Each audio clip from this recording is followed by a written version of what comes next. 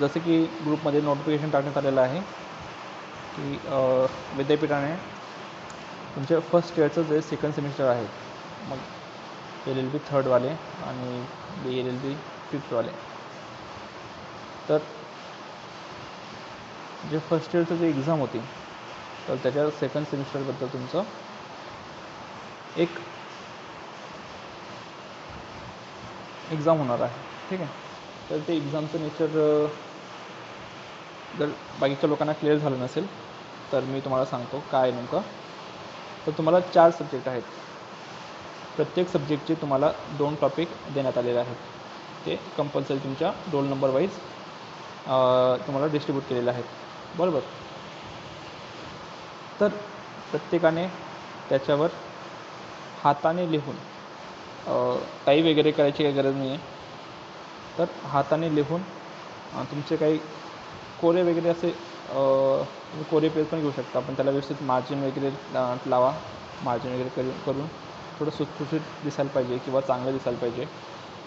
कारण यावेळेस काय आहे की मी तुमचे मागचे पेपर बघितले सगळ्यांचे बऱ्यापैकी. तर असं वाटत नव्हते की लॉचे पेपर आहेत किंवा लॉच्या मुलांनी लिहिलेले आहेत. असं कुठेही सुसंगतपणा नव्हता किंवा क्वेश्चनला नेमकं पाहिजे काय, एक्सपेक्टेड काय आणि तुम्ही लिहिता काय, तर याचा कुठेही दूरपर्यंत संबंध नव्हता. 1-2 पेपर चांगले होते, त्याच्याबद्दल वाद नाही, पण बऱ्याच लोकांना माहीत नव्हतं. मी काय तुम्हाला दोष देत नाही आहे. बहुतेक माहिती नसेल की लॉचे प्रश्न कसे लिहायचे असतात किंवा आन्सरचं फॉर्मॅट कसं असायला पाहिजे ते तुम्हाला कोणी सांगितलं नसेल. तर ठीक आहे. तर प्रत्येक विषयाचे तुम्हाला काय 2-2 टॉपिक देण्यात आलेले आहेत. तर ते तुम्हाला 26 तारखेच्या आत जमा करायचे आहेत. ते तुमचं झालं बेसिक तुमच्या ज्या नोटीसमध्ये दिलेल्या आहेत त्या सूचना. तर एक प्रश्न राहतो की ते नेमके लिहायचे कसे. मी तर शोध निबंध वगैरे टाकलेला आहे, काय मोठे मोठे शब्द. तर नेमके लिहायचे कसे, तर त्याचं फॉर्मॅट कसं असायला पाहिजे. तर एक सिम्पल फॉर्मॅट आहे, खूप साधा आणि सरळ. जो फॉर्मॅट तुम्ही आत्ता वापरणार आहात तोच फॉर्मॅट तुम्ही तुमच्या जेव्हा एक्झाम वगैरेचा तुम्ही लिहाल, पेपर वगैरे सोडवाल, तर त्यावेळेस पण तसं तुम्ही त्या प्रकारे तुम्ही तो फॉर्मॅट अप्लाय करू शकता. तर सर्वप्रथम काय करायचं, तुम्हाला दिलेले टॉपिक निवडून ते टॉपिक बघायचे, ते एका पेजवर लिहून घ्यायचे टॉपिकचं नाव. त्याच्यानंतर त्याच्याशी रिलेटेड असणारं स्टडी मटेरियल शोधून घ्यायचं. गुगलवर सापडलं असेल किंवा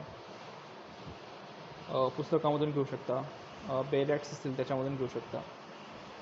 ठीक आहे. तर पहिला मुद्दा तुमचा इंट्रोडक्शन. जो पहिला पॉईंट यायला पाहिजे तो इंट्रोडक्शन. इंट्रोडक्शनमध्ये ब्रीफली त्याचं 5-6 ओळींमध्ये इंट्रोडक्शन यायला पाहिजे की तो टॉपिक नेमका काय आहे किंवा त्या टॉपिकमध्ये कोणत्या प्रोविजन इन्क्लूड होत आहे, तर त्याची बेसिक कन्सेप्ट काय आहे त्याची. ठीक आहे. त्याच्यानंतर तुमचं जर हिस्टॉरिकल बॅकग्राऊंड असेल त्या याला कशाला त्या टॉपिकशी निगडीत, हे प्रत्येकाच्या याच्यात असेल असं नाही आहे. ठीक आहे.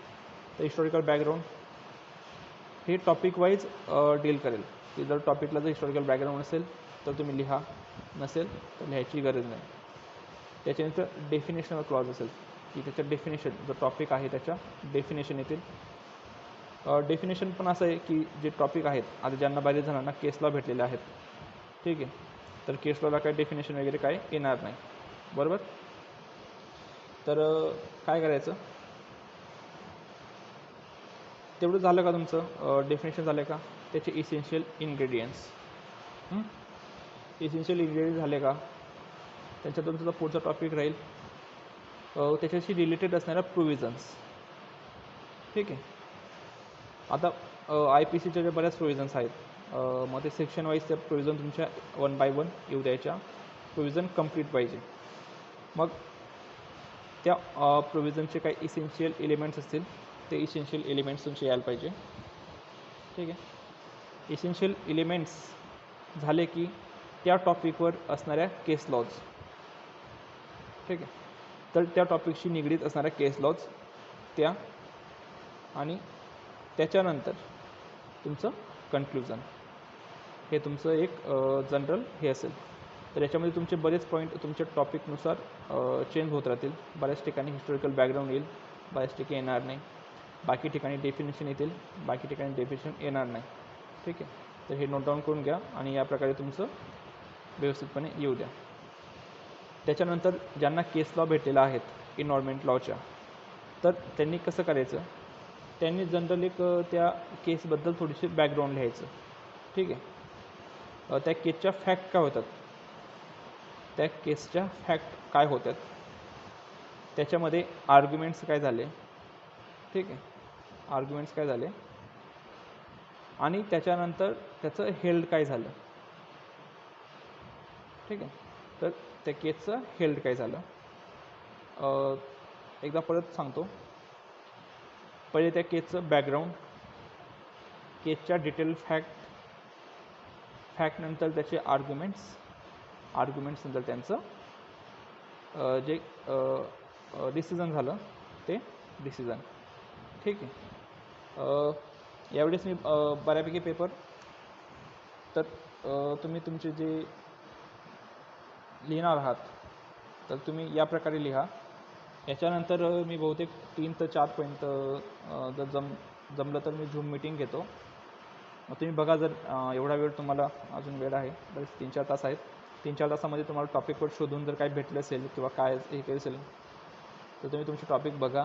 त्याच्यात काय डिफिकल्टी येत असेल तर तुम्ही झूम मीटिंगमध्ये मला ते सांगा. मग आपण जर ती क्युअर करण्यासारखी असेल तर त्याच्यावर काय पर्याय असेल तर तुम्हाला मी नक्कीच सांगेल.